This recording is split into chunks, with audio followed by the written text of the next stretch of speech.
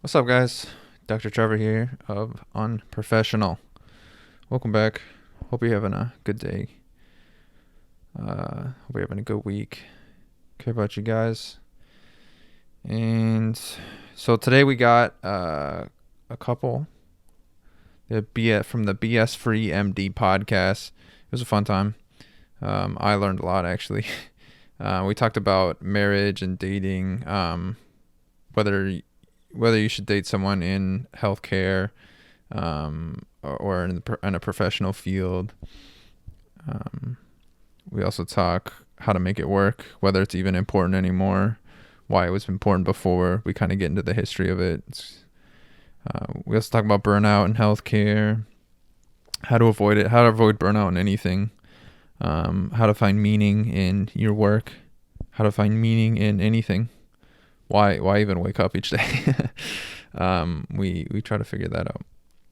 We also talk about medical systems and how they're not optimal, especially in the U.S., but also all over, and how we can live with that while we work with the system and try to improve it, or not just work with it and just live our lives. We also talk about finally we talk about faith. Whether it's important this day and age, whether it's at any time been important, whether we need it or we don't, or how to have it, what is it, and kind of historically why it had been a thing and why it's no longer seemingly as important in society, whether it's religion or any kind of spiritual undertaking. So yeah, it's an interesting one today, a little more philosophical, but we also spruce it up a little fun. And yeah, thanks for listening, guys. Appreciate you. Hope everything's going good for you, and I'll let the intro take it away. Take care. Okay, the geniuses will see us now. I'm a pro. He's very unprofessional. Very unprofessional. These are our newly arrived surgeons, Doctors Trowbridge and Greenbaum. Doctor?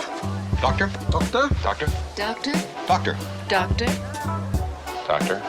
We're not doctors. Are you sure they can handle this? Oh, we can handle it. We're professionals. You'll forgive us if we're not instilled with confidence. Potentially unprofessional pieces of content. What's up, everybody? This is Dr. Trevor. Welcome back to Unprofessional. Today we have two special guests they are from the BS Free MD podcast.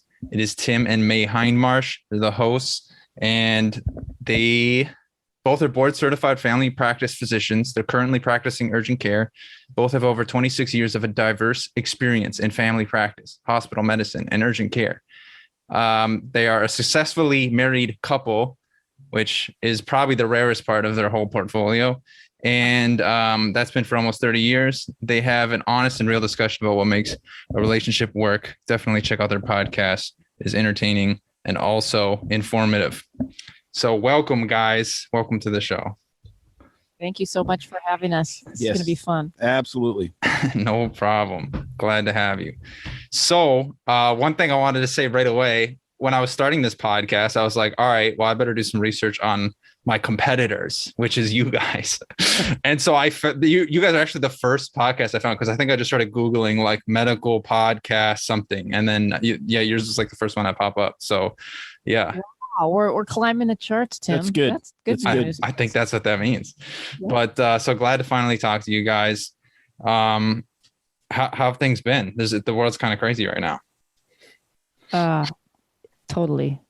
It depends on actually very well, to be honest with you. We have had a tremendous amount of transitions and weirdness in the last 2 years, as everyone else has. We were almost exclusively in COVID clinics. We left corporate medicine just over, almost a year ago. We're now part of a small startup that we are helping start with the owner, who's one of our former residents, and that has been going very well, actually exceedingly well. And then we have the podcast, and in a amongst all of those kind of obvious changes professionally and with COVID and all the stuff everyone knows about, we got evacuated from our house. Oh, wow. 2020 because Oregon was trying to burn down. And then shortly after that, in the spring of 2020, we lost our beloved dog of 12 years. And a week later, my mother died. No, sorry about that. So thank you. So it's been quite the journey. Massive changes, shall we say. But ultimately now I think we've come through, it feels like the end of it. And we are very excited. We don't really know exactly what's going to happen in the future as anyone, but we're really excited about what it holds for us, at least. That's awesome. I'm happy you're excited, because sometimes it's hard to find that in the world. One theme that I keep finding among, I guess, physicians in general these days is that they are starting little side projects, side hustles, or maybe even making their own hustle out of it. They're not even, they're quitting out of medicine entirely. So what are your guys' thoughts on that? You seem to be on that train. Well, I have mixed thoughts both ways. Mm-hmm. So things have changed a lot from when we graduated. I feel like I'm one of those people that goes back in the day, because, coming up to, we graduated from residency in 94. And so things That's when I was born. Changed a lot. And, everything evolves. I get it. It was the time when people just did medicine as a career, and it was like it was plug and play, and you stuck with that till you retired. There was no need for side gigs, or there was no time for side gigs or side hustles, and people were usually pretty fulfilled. We had some colleagues actually that did have, like, I think of a few people that were trading in the stock market or in flipping houses because their wife was in real estate. And we were like, who are these people? Mm-hmm. They're such an outlier. And how do they have time for this? And why would you want to do that? Like, aren't you devoted to your career? And there's, you know what I mean? It sucks up all your time. But as time has gone on and, things have evolved, I think practicing medicine, well, I know that it's so much different these days. And there's a bigger need for that. Part of me isn't sure why, is it that people, medicine is so different. Do people really not want to just throw themselves in there completely, and they're looking for fulfillment in other areas of their life in other ways? Certainly you don't need to have other income unless, you want some passive income coming in, but you can you do very well as a physician making good money, that it's not like it's a necessity where you have to have two jobs. I don't know. I want to see what Tim thinks of that, because I'm still I guess I'm more old school, and that other professions like teachers don't seem to have a lot of side gigs, although I guess they have summer jobs. No, they do. They do. Firemen, they all have side gigs. Pilots, right? Pilots were the kings of side gigs, right? Because they would fly 4 or 5, 6 days a month, and then what do you do with the rest of that? And they get paid very well. So, they were kind of from historically what I observed, they were kind of the kings of that. And I think medicine, if you parallel it to the aviation industry, is very similar. We used to start businesses, 4 or 5 docs.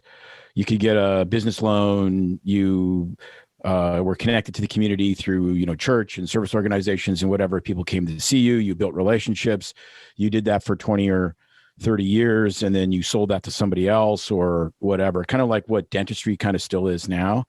What we've noticed, and I've been involved at basically all levels of the corporate structure in a medium-sized, 4-hospital system, is, healthcare, especially for the physicians that we're training now, has gone almost entirely employed. So you're an employee. And with being an employee, there are certain advantages, as far as benefit structures and guaranteed income and, that kind of stuff. But the other side of that kind of creative, autonomous part that used to be a really big draw in healthcare is really not there anymore, which is what drives old people like us out of it. Because you can only take so much time of saying, you need to do this a different way, and it doesn't happen a different way. It's like you got to look for something else to do. Yeah. That's one thing I never quite know how to word, but I know is a huge problem in medicine, and something that, is causing major burnout in all the different specialties. Emergency medicine, the field I will go into, is one of the highest. I mean, it sounds like you guys have some thoughts on it. What are your thoughts on burnout? Why you said it's a lack of creativity? It sounds like partially the reason. Is that just because we're going so into specific algorithms for everything? Is it due to a lack of resources? What's happening? Tim's got some really interesting thoughts. Yeah, on burnout. I think that suffering is a good thing. I think that whoever suffers best suffers least. So if you take an example of physical training, I've run 12 marathons. The hard part is not running the marathon. If you've trained correctly, the hard part's the training. But you learn to embrace that suffering because you're suffering with a purpose. You're suffering with an end goal. When you achieve those goals, it feeds the next goal. It feeds the next fitness plateau, etc. So that's fairly easy for people that have been in the fitness world to understand. And I think, and it's hard. Like, being a doctor is not an easy profession. Like, you deal with life and death. You deal with drug addicts. You deal with, people that are very upset. So there's a certain amount of stress involved with that. And so there is a certain amount of suffering in helping other people. Okay. So what I think burns people out is not suffering. What I think burns people out is meaningless suffering. So when you have, and like you said, sorry to interrupt, hon, but we've talked about it before, is like, and with all the metrics and work and box ticking, I think the other thing to add to that too is not work, because physicians are some of the hardest working people that there are. It's meaningless work, tasks that really could be offloaded onto someone with less education, with a lower wage, where you're stuck doing what we call meaningless work. Like, we used to be able to just dictate or scribble some notes into a chart, dictate it really quick, and someone would type it all up. Now we are just seeing the patient, but now we have to transcribe it and code it. And so that, to me, is not meaning. Meaningless suffering is a huge deal. I mean, when you see people that have done unbelievable things, like have, even Solzhenitsyn, who wrote the Gulag Archipelago, he was thrown in jail for, what was it, like 20 or 25 years in Siberia, but that's where he found his faith, and he started like writing and all. So that suffering bred something of tremendous meaning to him and the rest of the world. So it kind of gets you through it. But then, you see the rise in suicides in professionals and people that, quote, have it all. And it's because of the meaningless side. And I used to get so upset. I was doing what every generation does to the generation before them. I'm like, how does somebody go through a residency, which is really difficult, and go through medical school and then burn out in 5 years? Like, I'm just, I'm like, that's just weakness. And then I realized it. No, when you're in residency, you're suffering with a purpose, so you can get through those hours. Mm-hmm. And then you get out and you think it's going to be a certain way. Okay, now I have a steady income. Now I have, my hours are set, et cetera, et cetera. And you realize there's all this meaningless stuff you have to do, and it never goes away. And I think that is the absolute formula for burnout. Yeah, I agree. Yeah, that makes a lot of sense. I'm torn two ways on that kind of stuff, because one, I agree. I think it's about like ascribing some kind of meaning even to the meaningless work. So, there was a story, you brought up the archipelagos in the Holocaust, and they had the guys in the concentration camps. And at one point, I think Viktor Frankl was the one talking about this story. He said they would make us take these bags, these very heavy bags, from one end of the concentration camp to the other. And he thought, you know what, this is okay because I'm stacking this bag up and we're making a wall and we're creating something, right? And that's awesome, right? But then they had him take the bags back and scatter them, and it made it meaningless, right? But even then, he's like, okay, now I just needed to go one step further and ascribe more meaning to it. It's like, this is making me stronger mentally, or whatever, what have you. And the Stoics talk about that a lot too.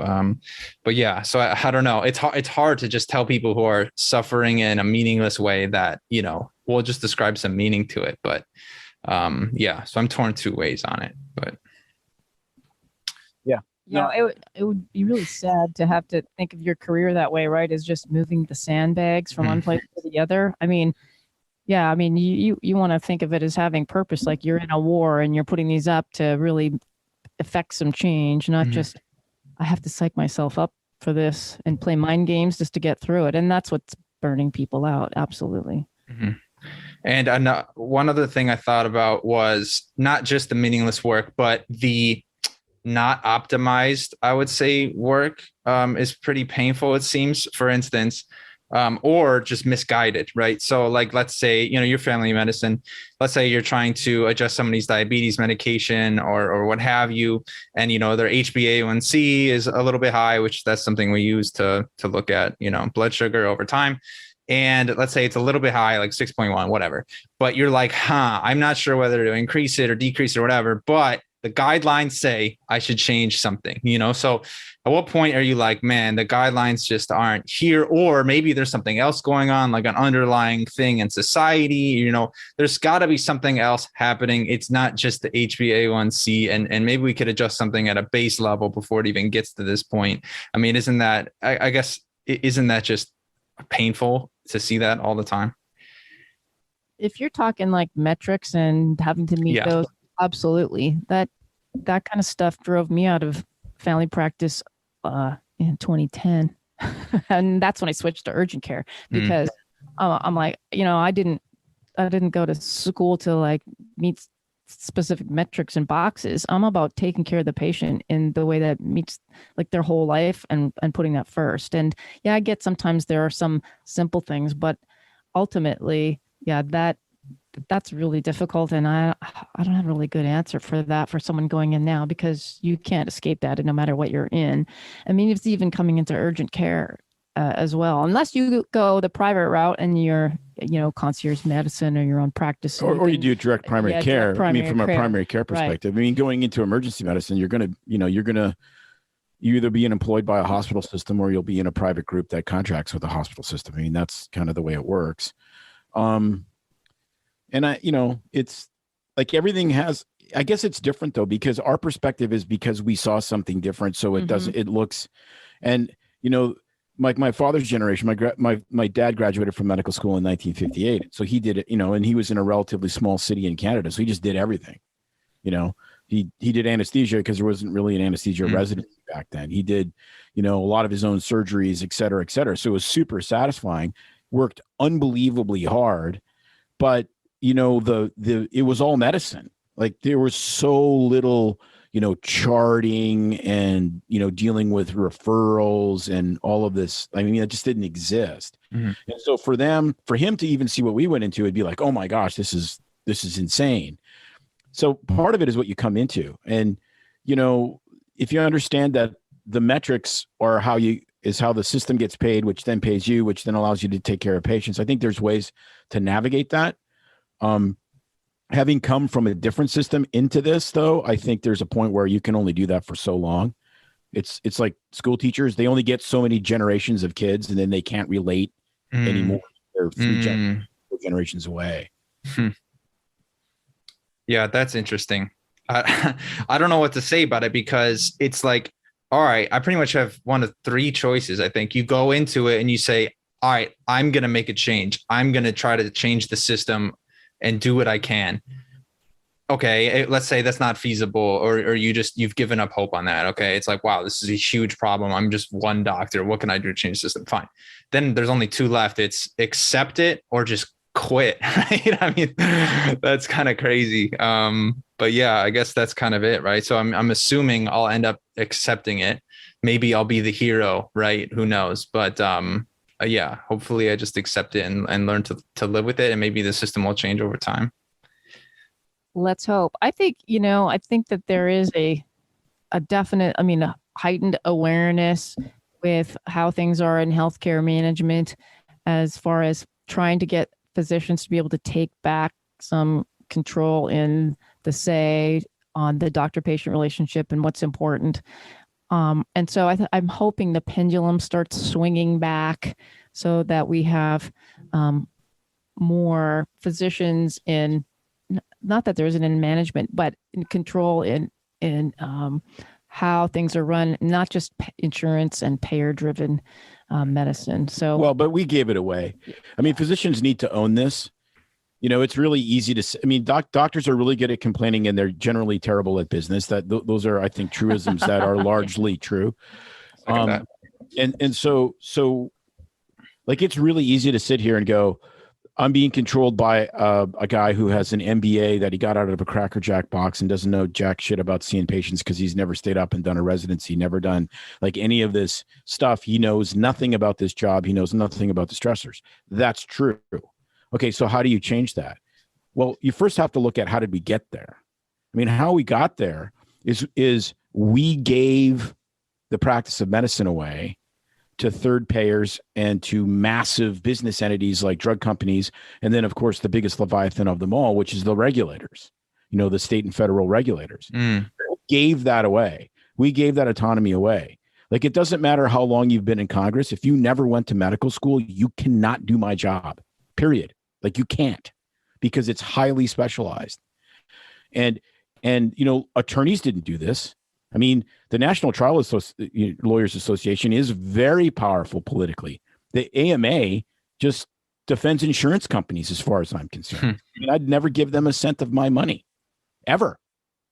They don't represent me. And so you sit there and you kind of go, like, we gave this away. I mean, we did a 2-hour podcast on medical unions. And I mean, I've never really been a union guy my entire life, but I think that is 100% one of the arms that potentially could save the doctor-patient relationship, which is why all of us went into medicine, was to take care of other individuals.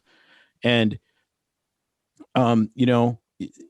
yelling and screaming and stamping your feet and slamming your fist down and sticking your finger in the eyes of administrators, I can tell you personally, does not work. It doesn't work. It has to be a group where the doctors are like, no, we as a group have had enough. We don't care about your insurance contracts. We care about the patient. This is what it takes for us to do our job. And this is how we're going to do it, because we're the ones with the medical degrees, not you. And how do you organize that? I don't know how you organize that without a union, honestly. Yeah. Do you imagine something like that happening? Like, do you think that's a reasonable thing? I mean, it sounds pretty reasonable.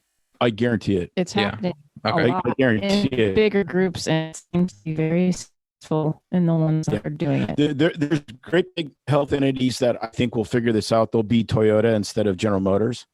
And they'll realize that if you treat the people that build your cars properly, you'll never need a union. There'll be those companies and they'll thrive. And then there'll be the ones that don't, and they'll get taught that lesson. And then if we ever end up at single payer, which I think politically is probably an eventuality at some point, what people don't understand, I mean, we came from Canada. What people do not understand is if you have a single payer, you de facto have a union of doctors, because we're now only negotiating with one entity. We're not negotiating with, 75 or 150 different insurance companies. We're negotiating with one. That actually gives physicians a tremendous amount of power if they understand that. And that's the way it is in Canada. I mean, you contract with each provincial health plan, so to speak. So these provincial physician organizations are essentially, they act exactly as unions. They vote to go on strike. They do all union stuff without having to have a union. It's actually fairly fascinating. That solves actually a lot of the problems. I guess it doesn't totally solve the metrics problem and not doing the holistic side of things, but it does do a lot of the other stuff, which that's actually kind of nice. That's a very good point. I never thought about it that way. Because currently there's specialties like, I guess kind of unionized a little, like emergency medicine has their own, whatever, like ACEP and stuff. But, there's complaints about that. They're not doing enough too. But yeah, that makes a lot of sense. Let's switch topics a little bit. We're both medical podcasts. Medical sphere is a very professional, service. You can only say so much, it seems, because you don't want to hurt anyone's feelings. You also don't want to, have your patients look you up, Google you, and the first thing they see is, Tim said someone's retarded or something, so do you guys think you have to sense? What's that? Well, we, I guess you're right. Medicine is a very professional. It should be. I mean, it's serious stuff. I mean, you're dealing with health issues, life and death. I mean, but I think from our point of view, sometimes it gets a little can be too stuffy. I mean, doctors are human. Your patients are human. I mean, you got to be able to relate and laugh, and they got to know that you're real and that you're not up on this pedestal. It's kind of like the priest at church, right? Or the pastor or whatever you describe it. I mean, they're people too. They're not without their own sin. And so to be more relatable to your patients, I think you have to kind of let loose a little bit. And there's a line that you have to learn when it's time to be serious and not. Beauty of what we do and having been through family practice, I mean, we have a different kind of connection than someone who's a specialist and might not see that patient, or in ER, it might be just like, they come in, come out, you don't have that same report. So it's easier in specialties like family practice or OB-GYN or peds. Also, it depends where you work. So we've been rural docs most all of our careers, and life is much more laid back in our neck of the woods. Anything stuffy, it doesn't fit in. If you're wearing designer clothes, you're the odd man out. I mean, people have their outfit of the day and all that they post on Instagram. I mean, that's just, you're not going to connect with somebody out here. So it really just depends where you're at. As far as I know, just being who you are, like we like to joke around, and our patients appreciate that. And there's a time for, like I said, seriousness. But I mean, I laugh at Tim because he's a comedian, even at work. And I'm like, you said that at work? You said that to your patients? And he's like, of course I said that. And then they laughed and they agreed. So, well, you have to be able to read the room, and, you'll get that wrong every once in a while. But the bottom line is really simple. Our doctor-patient relationship is based almost entirely on one thing. It's based on trust. And, I used to have an Iron Maiden lanyard. And it was like a social experiment because patients would see it. And if they were metalheads like me, they instantly trusted me. Like I could tell them almost anything. That's awesome. They knew that there was this bond of trust there. Yeah. And humor is incredibly powerful. Again, you get it wrong. I mean, we see, when I was in a full-time practice, I'd see 5,000 patient, have 5,000 patient encounters a year. You're not going to get all of them right, but it actually is staggering how many you do. As far as the podcast, we have marketed it as it's pretty unfiltered. There's lines you cannot cross. Patient confidentiality. There's lines of professionalism that you have to obey.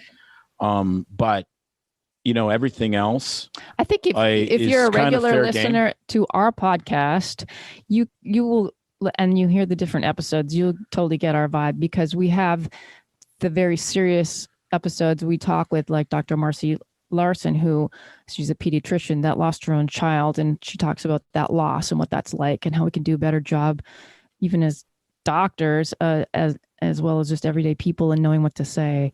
And our friends who lost their son to fentanyl overdose, those are really heavy. And you can hear that in the interview.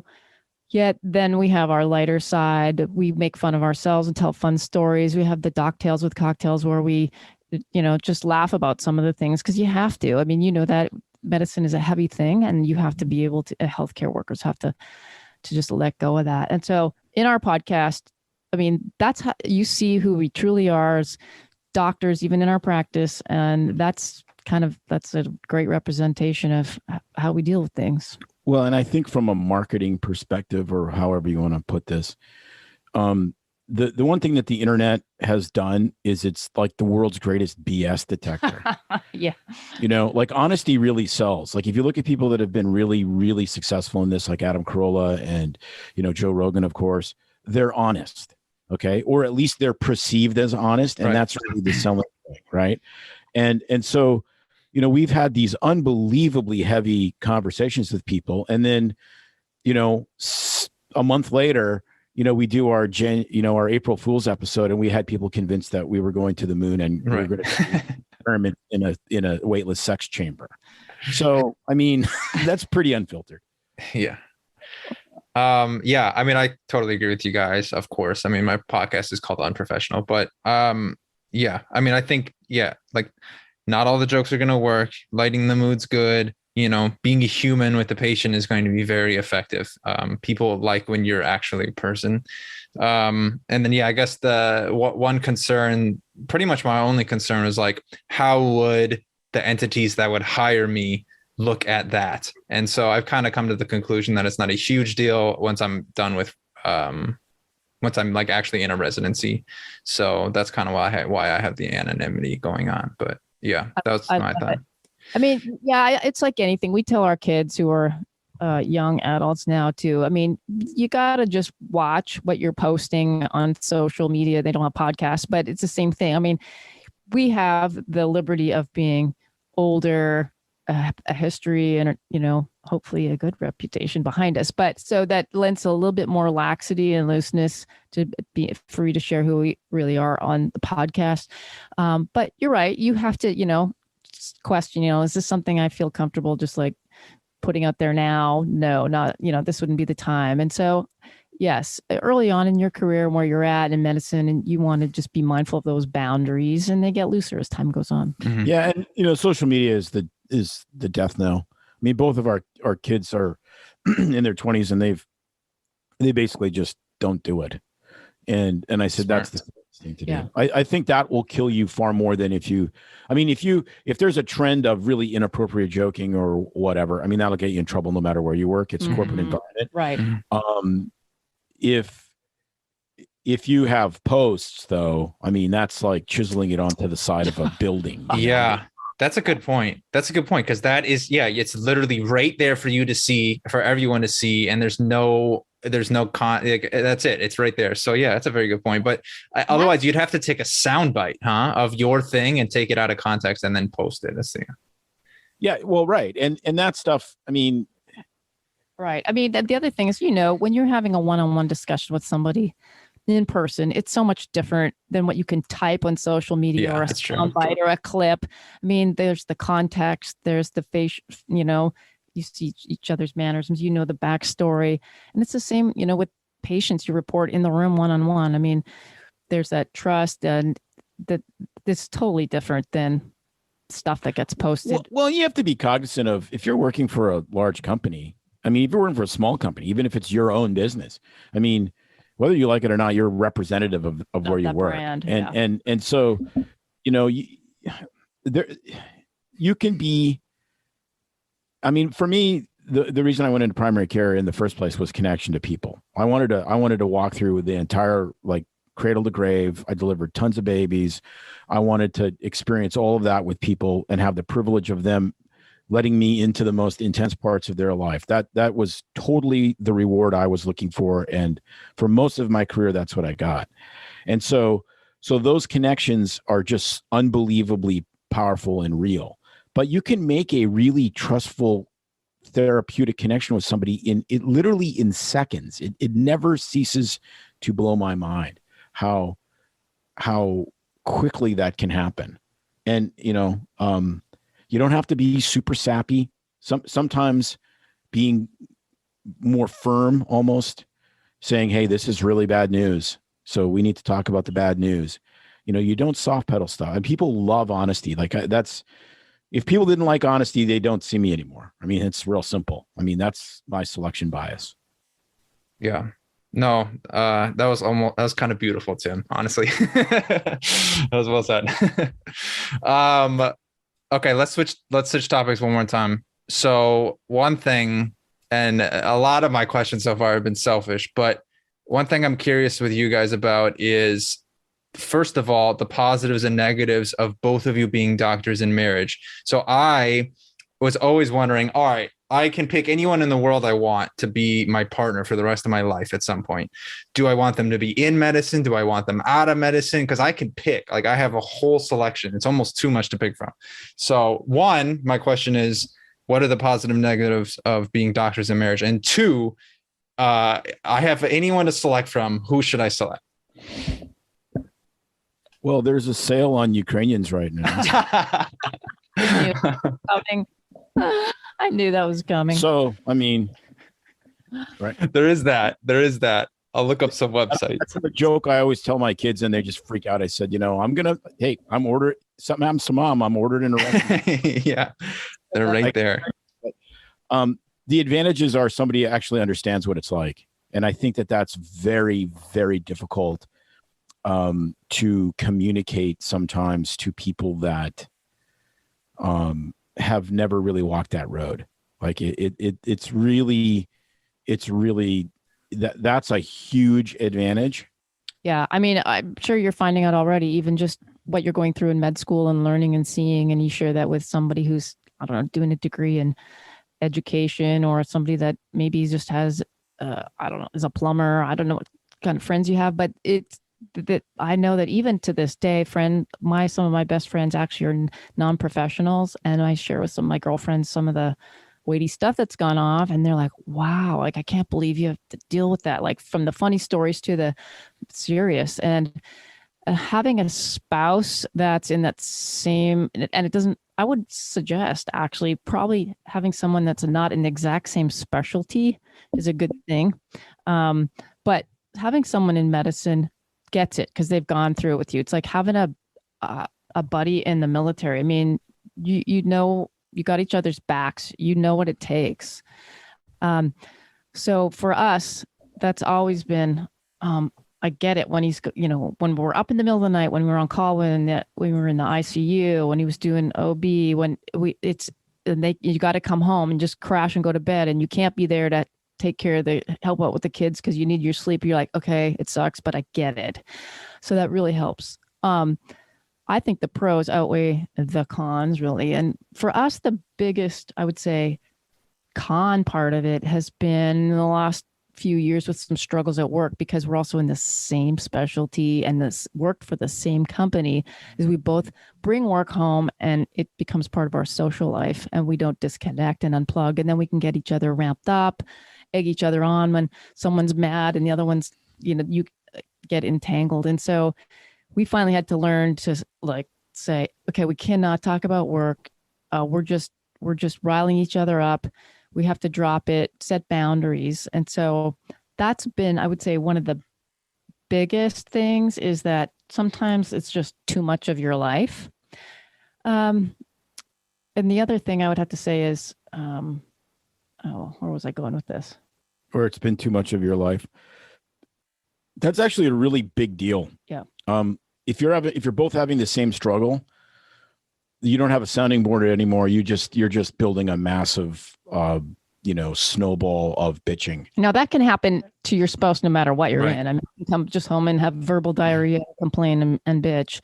But definitely if you're both in the same boat and you're both without a paddle at that time, you can end up clobbering each other instead of actually affecting good change. So that's been the biggest detrimental thing. And then I would say, as far as kid stuff goes, because we had children too, they would probably say some of the same things. It's like, sometimes you guys just sat there and talked about work and stuff at the dinner table, and they have some funny memories, but sometimes it was probably too much. So what was helpful for us maybe was not so much for them, but it's learning to set those boundaries, and it can be done. But you have to be cognizant of that. So I would say find somebody in medicine. It doesn't mean it has to be a doctor specifically, but I think it is different than if it's someone in nursing or PT or something like that, and a different specialty where you can support each other. I mean, you have to think about it. Yeah, I would find the highest billing specialty that's available. The plastic surgeon. Yeah, or cosmetic derm or something. Okay. Like that. All right. An orthopedist or gastroenterologist get paid pretty good these days. Oh, I know. Or I don't know, ophthalmology. That's not bad because there's not a lot of eye emergencies, or they don't seem to act like there is, at least where we are. Okay. That's a very good point. I guess on top of that, what specialty has the prettiest women, or I guess just the prettiest people? Oh, Yeah, they're all cosmetic. I think cosmetic is where you want to go. What with specialty has the prettiest men? That's Yeah, both sides. Ortho. That's a good point. They all did like 17 sports. Yeah, that's fair. something about ortho. They either were like jocks or they wanted to be like tradesmen, use their hands. And Right. stuff. Yeah. Yeah. All of them were either like, yeah, it was either plumber or, orthopedic surgeons. Like what? Okay. Yeah, that's a very good point. The other thing, since we're talking about this, is you really have to think then, what does your family life want to be? Do you want kids? And if you're going to have kids and you have this professional spouse, then how are you going to divvy that up? Do you have family nearby? You got your grandma and grandpa, or are you going to hire a nanny? Do you not care about kids? So when you get into having a relationship, then those are all, no matter what, whether you're medicine or not. But if we're going that route, I mean, if you have a if you have a plastic surgeon as a spouse, they're probably not going to want to work part-time, right? Well, and they're not going to live in a town of 11,000 like we do. Right. I mean, because they're not going to be. Right. So, I mean, they're like, for us, really how we chose, we both knew the kind of place we wanted to live in first, which then directed our specialty based on our interest. And, all the way down, like if you're going to be just an orthopedic surgeon that does total hips, that's going to limit where you live. Right. And those are huge, huge deals. I mean, like that's a massive deal. You go into ER, lots of places you can live. You can live in small place, bigger place. You can commute a little bit because you do shifts, but shift work completely alters the dynamics of a relationship, especially when you have kids. Because you're going to miss soccer, you're going to miss football, you're going to miss, all these activities because you're on a shift. Yeah, exactly. That's a good point. There's a lot of variables, huh? Mm-hmm. Yeah. Mm-hmm. There you go. Well, I'll have to consider all of them. There's so many. Yeah. Okay, one more question on that. When it comes to both of you, you kind of were talking about a bit. When it comes to both you being a professional and having to, I guess, I don't know, work all the time or having the same schedule, I don't know how negative of is that? I mean, do you get my question, or should I word it a different way? You mean how hard was it for us to balance that? Like, yeah, because the option is either, let's say you could pick a spouse that is in the professional field or works all the time versus someone who doesn't and doesn't make as much money, but can, see the kids more, do all that kind of stuff. I mean, just, I guess, compare and contrast them is what I'm saying. So we talked, about that. And you have to really be cognizant of what the other person in the relationship wants. And for us, we had, everything was give and take. I personally didn't, I liked medicine, but it wasn't the be all and identifying factor for me. So it was very easy for me to say, okay, now that we're having kids, I'm happy to stay home while they're like infants and, take care of them. In our practice, as things evolved and changed, I went to I always did part-time because that's what I preferred to do. I didn't mind being the homemaker. If someone got sick, it was easier for me, just the way things were set up logistically, to take time off and go home and have I was job sharing with a nurse practitioner for a while, or have someone cover. Tim's, he was full-time. It was just harder for him. It was just made sense for me to be the one that could ditch and go and take care of the kids. And that's how we arranged it. And there were times when it was tough and I felt like, yes, I was doing like more of the child rearing and working and household duties. And it was a little unbalanced and I was a little resentful, but it just took time and communicating. And, we had to get better at communicating and all that to really share that. Now, it doesn't mean that everybody's going to do that. We had help with time because we have no family here when we immigrated to the U.S. from Canada. Everybody's and so we did have a nanny for a while, so that it freed me up to be able to go back. And there's seasons of throughout the way, but yes, there is definitely. Something's got to give. Or if your careers are both equally important, then you have to find out, okay, how are we going to balance? If we're going to have kids, how are we going to make this work? Can we have live-in au pair or nanny? Do we have family? Are we going to each cut our hours equally? If you're working emergency medicine and it's shifts, is the other person working shifts too? That might work out really well. So it's all things that just need to be talked about and planned and negotiated, just like anything Yeah, else. and the earlier the better. Yeah.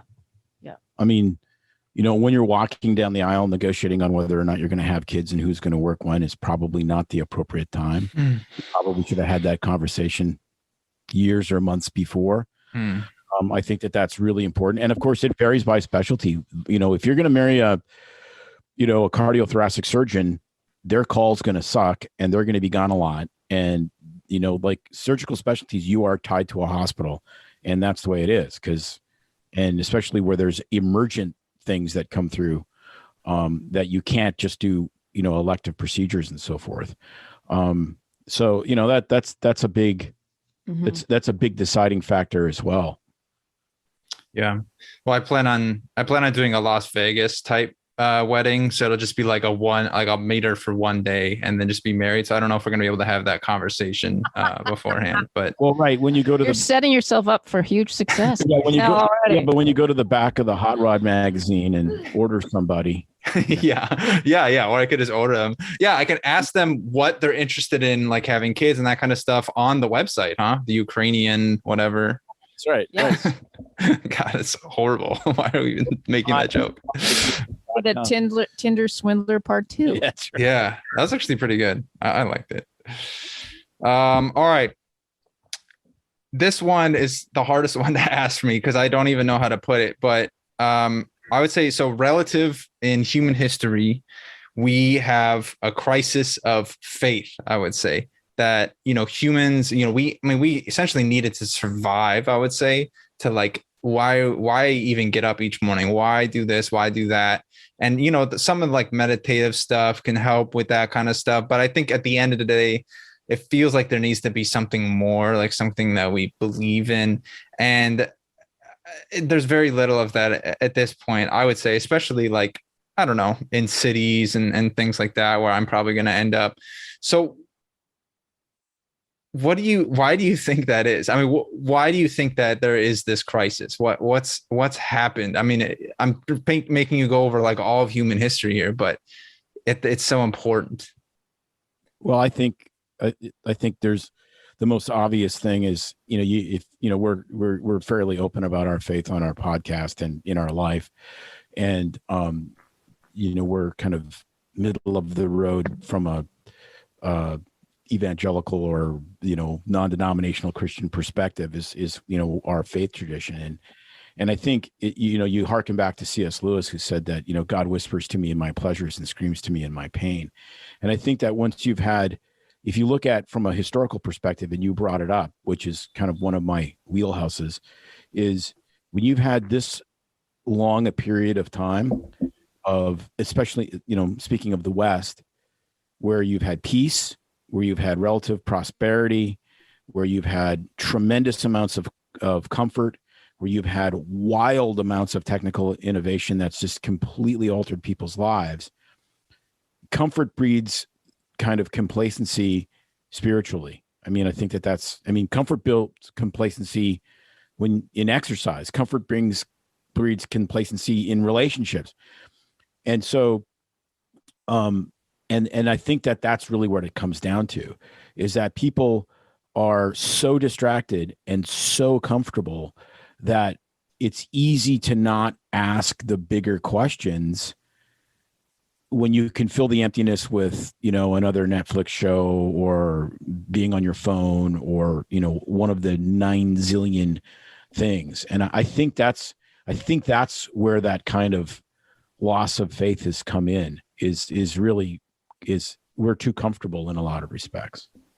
Yeah, that's a very good point. Yeah. I mean, looking back on it now that you mentioned that, each time it seems like there's a huge technological advancement in like humankind. It seems like there's, of course, more complacency, but almost like a loss of faith. There's like the plow, we went from like animistic type stuff to like more of our current religions.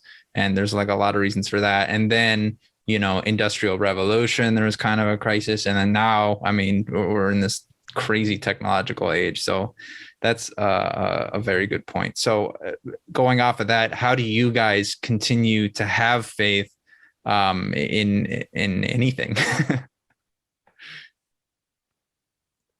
Well, because there's a lot of way. I mean, that's a gigantic question, but really, I think practically is because it works. I mean, I just think I kind of look at it in the reverse, and looking at all of this stuff as a distraction. I'm like, how can you not like what? Then it's like, what's the point?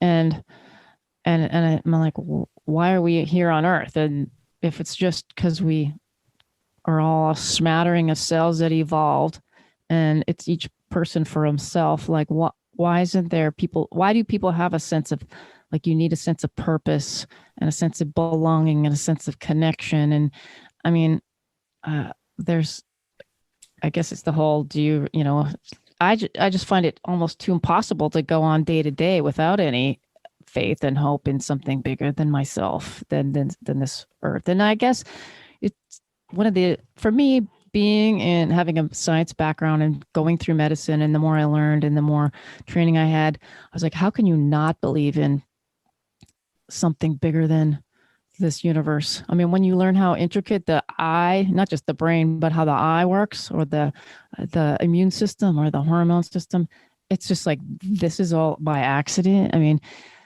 and I'm going off to sort of a tangent here on how I have faith, but gosh, I've been on a bunch of mission trips, and you go to some third world countries and you just see how these people live such a simple, just existence. And they have to, they have to like work and make their food to survive. And that's what they do. And they're the most joyous, faithful people. And they don't have all this stuff that we do to distract us. And that really hits home to me. It's like, this is, like Tim said, this stuff is just like people get so distracted that they don't have to think about it. Yeah, no, it's amazing to watch people from subsistence cultures and how happy a lot of them are. And how like unbelievably you can screw their life up by like adding a bunch of our technology. Yeah. Like it's fascinating. Like I remember I was in Nepal in 1991, and I had a porter that was taking me to Everest Base Camp, and he wanted my Walkman, or he liked listening to it. And I thought, okay, what if I give it to him? Okay. Then this is back when it was like tapes and batteries and whatnot. And I'm like, okay, well, how does it make his life better? Well, it doesn't, because then he's got to buy batteries, and batteries in the foothills of the Himalayas are really expensive, and they're really a problem. I mean, it doesn't really enhance his life, yet he was so committed to carrying my stuff that when his wife delivered their second or third child, and we were 10 miles away from his house, and somebody caught up with him and told him, I said, just go. Like, just be done. It's like, no, sorry. No, I stay with you. I stay. I'm like, really? You have a newborn baby. You need to be with your family. He's like, no, I'll stay with you until we're done. We'll finish today. And then I'm like, wow, you're kidding me. Wow. Amazing. Yeah. I think as a physician who doesn't believe in something bigger than, just like evolution. I mean, I don't know how people make it through dealing with death and dying. I think it would be really tough. I should need to have that conversation with someone on a deeper level, because I don't know how you wrap your head through that. Well, I guess a simpler question: why do you think that those, I guess, I don't know how else to put it, simpler societies have maybe a easier way of grasping faith and living with less? Like how come they're able to grasp it? Just because life is easier for us, we're unable to hold on to, oh, there must be something greater than us? Or why is that? Well, I think when you have to dig a hole to grow food to eat, there's a tremendous amount of meaning in that. And I think it goes back to what we started the conversation with, which is suffering. We all suffer, but he who suffers best suffers least. And so if you're suffering with a purpose, so you are subsisting or hunting or whatever the case may be to provide for yourself and your family, that becomes a tremendously meaningful thing, right? Whereas if you're posting pictures because you're trying to be an Instagram influencer, and that they're BS because they're super filtered, but this is what's going to get you followers. I mean, you really know it's meaningless, yet it's consuming all of this emotional energy that you have. That's a pretty empty place to be. I mean, there's like, it just is. And, you talk to, you observe these people that can, these subsistence cultures are really quite fascinating, Mm-hmm. And they're, the legends that they have, and how, these like Native Americans or Inuit respect the animal and use all of it because it gives them life. And I mean, those are just, it gives me chills to think about. I mean, it's just fascinating stuff. Yeah. Just so at so many levels. I mean, you watch these people, how they deal with not just birth, but death. And I mean, you can even think back to like Native American cultures, but how, how they look at death, how the importance of the community. I mean, they need each other to survive, all of that, relationships. Well, yeah, you nailed it though. Yeah. It's community. They have really, really, really solid communities and really meaningful work. I mean, that I think transcends almost everything else you can do. We have sketchy work in a lot of respects and terribly fragmented communities because we've, virtualized them all. And now with the last 2 years with COVID, we've really blown up a lot of relationships. And that's really difficult for humans to deal with. There was, I think it was in Outliers, I think, Malcolm Gladwell's book. And there was this town in Pennsylvania that had this ridiculously long, like, longevity record. The people that lived in this place, they all lived longer than like any of the surrounding towns. So they started to, it got the attention of one of the universities there, and they're researching this, and this doesn't make any sense.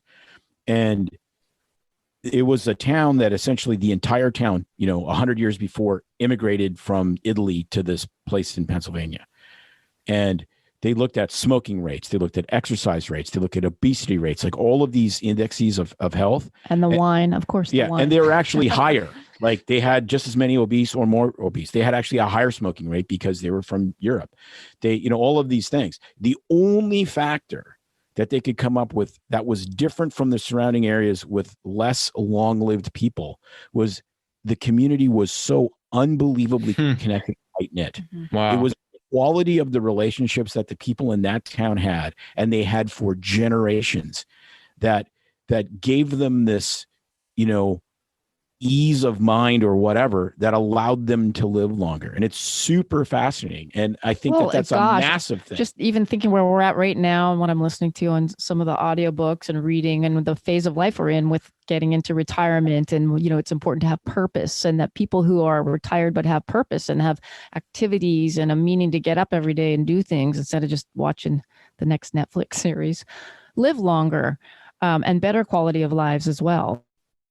Well, and it's terrible for men. If you go from like a 40-hour work week, kicking butt, taking names, climbing the ladder, having a great life, and then one day you get the gold watch and you retire, if you don't retire to something very specific, whether it's volunteer work, whether it's, a different kind of job, whether it's, flip houses, whatever the case may be, if you don't, you die. And you die fast. Rapidly, like 2 years. No, it's 2 to 5 years. Like the death rate just starts to skyrocket. So yeah, I think that's two extremely important things that you guys just pulled out of that is community and meaningful work, or meaning to whatever you're doing each day. And that not only is important just to have a nice, healthy life, which you could see with that Italian community, but I think religion also ties into that. So you need the community and the meaning to have religion, but you also get that from religion. Like you come together on Sundays, for instance, in a Christian community, and you meet at church and you talk to each other for, 2 hours. You took a break from all that production you were doing, all that stuff, and just to come together for a moment. And we just don't have that anymore. And so that's very important. Yourself back up. I mean, it's just like, no matter what, you got to replenish your well of energy and spirit, and take care of yourself. And that's important to do, not just like getting the good sleep and eating well, but what fills you up emotionally, spiritually, so that you can go to work. And sometimes it is just work and earning a paycheck, but to give back to patients and staff and just have a good attitude and outlook and all of that. It is balance and all that, but I don't know how people do it without feeling themselves. Well, right. From our faith, Jesus got so tired of talking to people. He got in the boat, fell asleep, and they drove to the other side of the There you go. lake. It's like, I got to get away from these people, right? And I kind of imagine him having like a Mel Brooks accent, kind of, Sure. People, just okay. The healings need to stop for a while, and you kind of, but the fact of, his deity and humanity was actually reflected in the fact that he could only work so much too, right? But somehow we think you can have it all and you can do even more, and you can't. I mean, you have to decide what's enough for you, and those need to be the goals. But I mean, you can't have absolutely everything. Sorry, kids. Even the guys that are the richest people in the world, and we all know who they are. They don't have 40-year marriages. Right. Yeah. Hopefully, society can kind of counteract that, come up with our own faith or own way to get together and have communities again, better than we have right now anyway. So hopefully we see that in the future. Hopefully I find mine too. But all right, last question to wrap it up with you guys. Tell me, each of you, what is the most unprofessional thing you've ever seen in medicine or done yourself, I guess? Yeah. Take your time. The most Take your time. thing. Would probably be things we've heard. I can throw out an example while we're waiting too, if you want. Yeah, yeah, boy, it's hard though, because you don't want to rat on people. Right. Oh gosh. I had a really good connection with a young kid. I'll tell you, because it's hilarious. Okay. And I'll just dish on myself.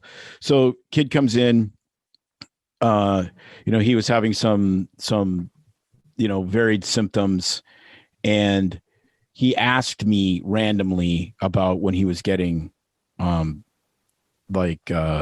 physicals. He goes, "How come I never got my balls checked when I was getting sports physicals?" And I said, "Well, sports physicals are really not super meaningful. They're kind of a liability blanket. They're not much else. You're not going to find there." And he goes, "Well, my friends always got their balls checked." I said, Okay. "You would have seen me. I have a 2-drink minimum to check your balls. 3 drinks, you get to check mine." Okay. You told him that. We were instant pals. Right? That's the Iron Maiden tab that you had. There it is. That's a good one. What have you seen, May? Oh, it's like, I just think of different things that people say, that doctors come out in the hall and start talking too loud about patients, and the patients hear it. Yes, that happens a boy. lot. Some of those are bad. And not just doctors, but nurses. And then I've had a lot of times people come out of a room, and then they're like, "I heard everything you guys said, and I heard that joke you guys were telling, and that was just really terrible." That happens a lot. So this wouldn't be the most, but you'll like this story. So actually, where I used to work in this clinic, another provider happened to previously be in a different specialty than family practice, and kind of got demoted. Let's just say it was back in the days when you could have done a 1-year rotating internship and then practice general medicine. So after getting demoted from their specialty, I think for various lawsuits, decided that they would do general medicine. So this person was practicing down the hallway from me, and he was a man, so that when he was examining his patients and needed a chaperone, he'd usually just come running out into the hall, and if he couldn't find his nurse, he would just grab whoever was there. Well, one day I was in the hallway, and this professionally dressed woman comes up, and she goes, "Oh my gosh, I just can't believe what happened." And I'm like, "I think you're I think it was Lily or Novartis or one of the drug reps." And I'm like, "What happened?" She goes, "Well, I was in the hall, and Dr. X just grabbed me and pulled me into a room and said, just stand here for a minute." And then I had to stand there and watch him do a pelvic exam on this woman. She comes up and she's like, I'm like, "Oh my gosh." Wow. So just grab whoever. The impromptu chaperone on the pelvic exam. Yeah. So you don't get away with that anymore. No. That goes up the corporate chain, and you are done. Yeah. Oh my God. I guess we come from old school when it was we'd be in the OR in the office with docs, and they would yell and scream and throw instruments yeah, at throwing us. weighted speculums and so That's forth. crazy. Yeah. That stuff went on. That happened, and they would yell and scream. And it at wasn't patients. 50 years ago. I mean, No. it was 20. I mean, that. So it's usually the things that really bite are usually, what people say to other people or behind the door when you think they're not listening. So, Yeah. And that's a part of professionalism that you have to have. I mean, you can joke with patients if you, Right. like I said, read the room correctly and so forth. Mhm. But there's just lines that you can't cross. And like the stuff that people used to get away with is just absolutely stunning. Like we had a friend, he's about 10 years older than us, and he was working in an ER situation. And there was a guy that was probably 10 or 15 years older than him. So graduated in the 60s or 50, probably in the 50s. And he was known as the guy that grabbed the ass of every single nurse. Oh, Jesus. No way. And so our friend hears about this and he's like, well, no, you can't do that. I mean, that's an assault. I mean, that's a sexual assault and so he starts, talking to the nurse and, oh, that's just the way he is. And it's like, no. Don't normalize it. Yeah. Wow. That's a good one too. Dang. now that we're sitting here thinking, this is kind of stupid too. I remember I used to do OR assists a lot because you could do that back then. You didn't have to have a PA, and I would be in the OR, and this one surgeon was closing up someone and had done a horizontal incision, and I won't say what specialty it was, but afterwards decided that they would try to pretend they were a plastic surgeon and give them a tummy tuck by cutting off all this fat. No way. Without their permission? Yeah, and like, oh, just make Wow. it better. And they didn't know what they were doing, and I had to close the skin, and there was just like pointy dog-eared ends because it wasn't even. And I'm like, this Well, person you don't like dogs? This patient is You can't say that. It's pissed off 2022. This is way worse than when they went in there. So I saw that happen. Wow. Yeah, things like That's that. wild. That is wild. It just butchered the abdomen. Like two big pointy ends on each side. Well, we had these young residents that were really, really good where we trained, and there was one particular physician, and they would talk about when they would be retracting for him for the liver, they were using the retractors as shields so that he wouldn't lacerate the liver. Oh my God. Remember that? That's terrifying. Remember that? Yeah. Well, yeah. We don't want to incriminate ourselves or anyone else, so we probably should stop. Yeah, that's fair. That's the thing. Yeah, we're dropping stories like that. We just have to be so careful with everything we say and bleep out any kind of locating type information at all. So yeah, that's fair. Can't throw scalpels anymore. Well, hey, I appreciate you guys coming on a lot. This was very fun. I learned a lot. I know that. I'm sure people who listen will too. So guys, go listen to Tim and me. Hindmarsh, they are the hosts of the BS Free MD podcast. It's pretty funny, pretty interesting. Check it out. Thanks so much for coming, guys. Thanks so much for having us. You bet. Thank you.